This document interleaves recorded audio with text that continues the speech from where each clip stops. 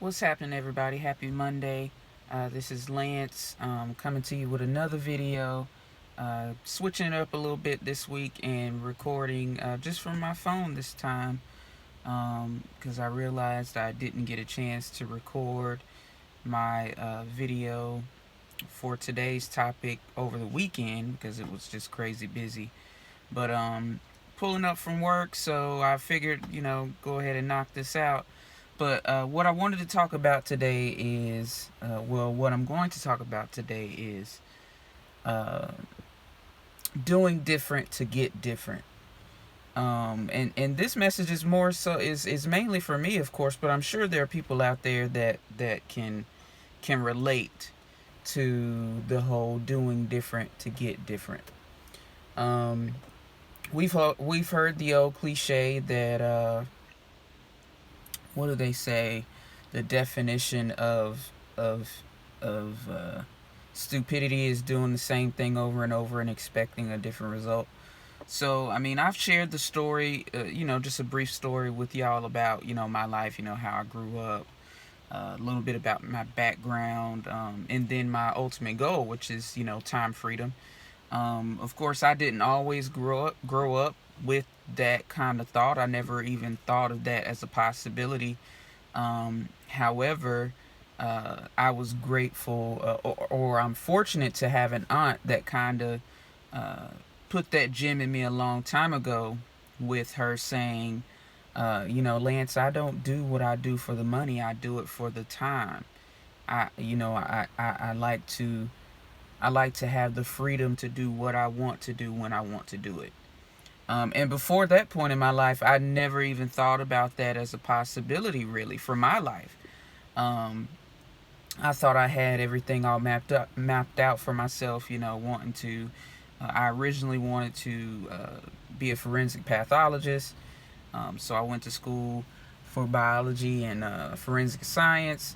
Then I realized, I really don't like college that much to continue on going to school after my undergrad. Um, so then I became focused on, business and a little bit on the markets, but I wanted to be an entrepreneur. I knew, basically coming out of the military, I realized it really kind of clicked to me that no one would pay me what I know that I'm worth. Um, I didn't necessarily understand why. I just thought, this capitalistic evil stuff, and that is a part of it. But as you begin to learn about business, you realize it's not necessarily good for business to overpay people. Not overpay, but pay people more. So realize that money has to come from somewhere. And it has to come from that business, your employer's coffers. And the rule of business is to profit, and to profit as much as you possibly can. And businesses will do whatever necessary to remain profitable. To not only remain profitable, but to boost profits as well. So once I started to understand that, I was like, okay, so I need to be on the other side of the game with, investing, owning my own business, yada yada yada. So I tried my hand at, let me get a. I started out. My very first job was at a group home. I don't remember what I was making, but maybe like $8-9. That was straight out of high school, and I was so excited to be making my own money. Although it wasn't a lot of money, but at the time I didn't have any responsibilities besides, my cell phone bill. But other than that, I'm 18, 19 years old. Still living at home with my parents. Um, so then, job after that, I went to college, and I had a couple jobs on campus that, was just like just some little pocket change. And then I started working at McDonald's. Minimum wage, I was probably making like 7 and some change at the time. Working my butt off, and still having to focus on school. It, okay. In my mind, okay, the solution is to get a better paying job. Got a better paying job. still wasn't getting me to my desired state. You know, at this point, my desired state is becoming more, or coming into the realization more and more about how important my time is. As I remember my first, what I considered back then, well-paying job, it was like $16 an hour. I worked all the overtime that they were giving out, right? And my checks back then, they were nice. You know, I didn't have rent or anything like that. You know, I'd slide my mama, a few hundred, when I get paid and stuff like that. But I didn't have, my own place or anything like that. I just had a car and the things that come along with having a car. Um, so I what was I saying? So yeah. So all the overtime that they were offering, I was taking it. I probably never turned down overtime at that job. But it left me very tired. I spent my entire summer just working myself to death nearly, um, to make as much money as I possibly could. So that didn't leave me a lot of time to, just enjoy myself. At this point, I'm still, much younger. I'm in my low 20s. I'm probably not even 21 yet at this time. Maybe 21, 22, somewhere between 20 and 21 or 22. So, and I'm almost 35 now. So 14, 15 years maybe. So not an I don't have a chance to really enjoy myself, to enjoy my summer, to enjoy my time, enjoy my family. My family, family's throwing cookouts in the summer, and I gotta work, so I can only come by for a couple of minutes before or after work, and I'm missing out on so many events. So I'm like, I need to make more money. I need to make more money. So, for the longest time, I thought that, maybe that's my solution, or that's the solution to my problem, is to get a better paying job. Better paying jobs did not solve my problem. At this point, they still have not solved my problems. And then there was a certain point in time where I was like, okay, I have to do different in order to get different, in order to get the results that I desire for my life, right? So I started thinking of my jobs as a means to an end. So I'm going to use this job to get me to that next step that will eventually get me to my desired state.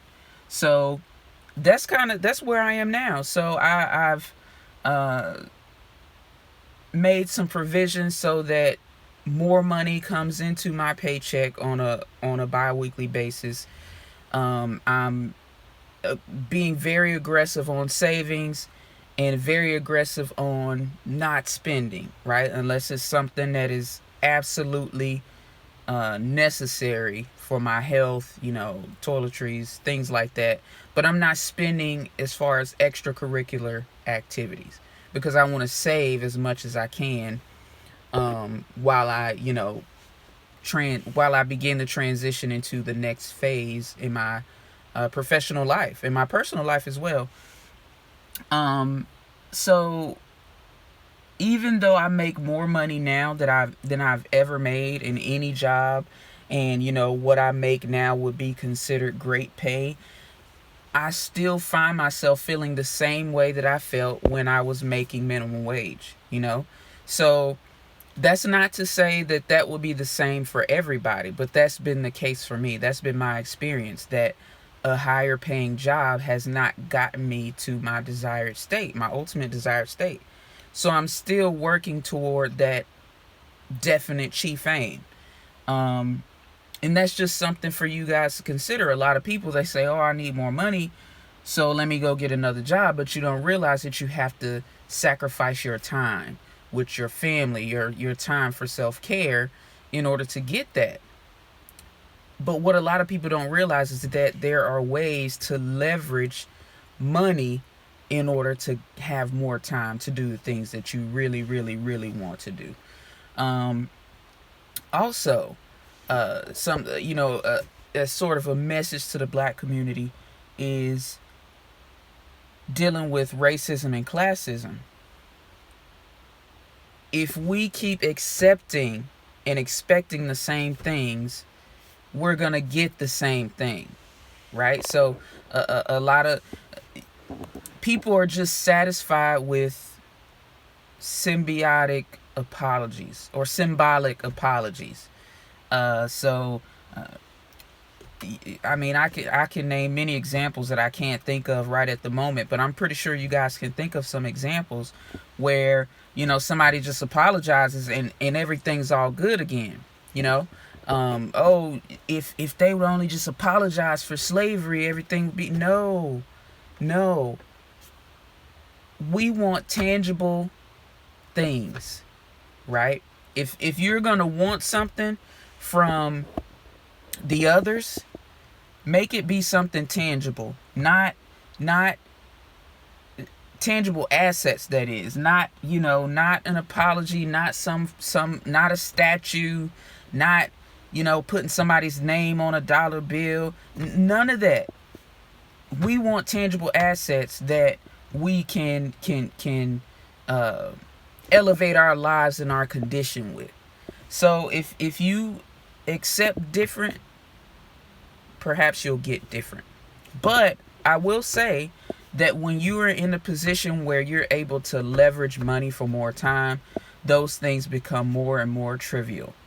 Um, you know, back in the day when I had less money and I didn't know anything about the markets, I will say that I spent a lot of time focused on those types of things, slavery, racism, and things like that. And while those things are important, I realized that the different is in me positioning myself to change what was done in the past. And I don't mean going back in the past and changing things. That's impossible. But what I mean is changing the future. Not repeating the things of the past because of what I choose to do today.